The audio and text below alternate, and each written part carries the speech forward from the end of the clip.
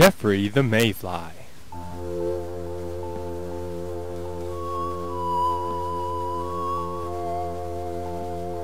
One beautiful spring morning, on the big sycamore tree, Geoffrey the Mayfly came out of his larva and entered the world at last.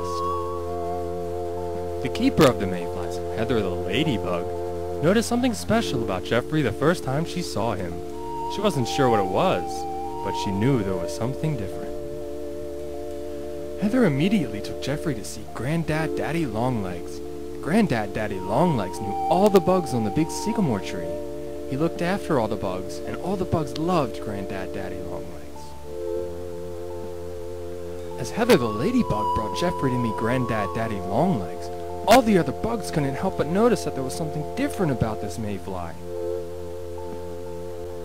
Julio the Japanese beetle said that he was going to be the new leader of the bugs, as Granddad Daddy Longlegs was getting old and would probably want to train someone to follow in his footsteps. Jennifer the caterpillar said that Geoffrey must be from the old oak tree on the other side of the pond. Geoffrey didn't know what was going on. He was getting a little bit scared.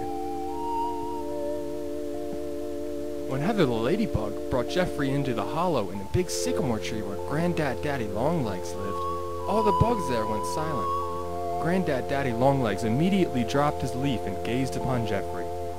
He gazed for a few moments, then sat back and scratched his chin. Everybody wanted to know what he was thinking, but everyone was too frightened to ask anyone else. Then he leaned forward, smiled at Geoffrey, and told him that Geoffrey was indeed a special mayfly. All the bugs looked back to Geoffrey with amazement, and then back to Granddad Daddy Longlegs as he opened his mouth to speak again.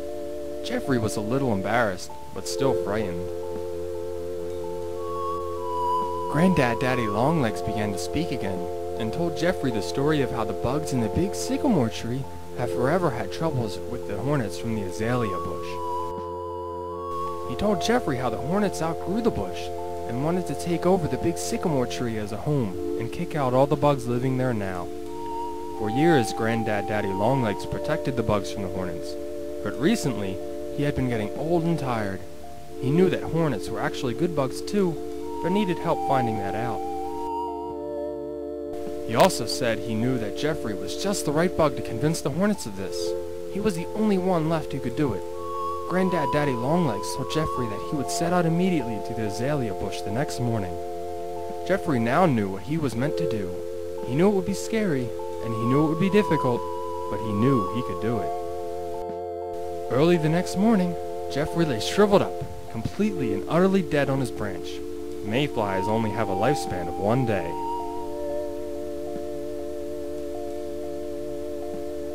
The end.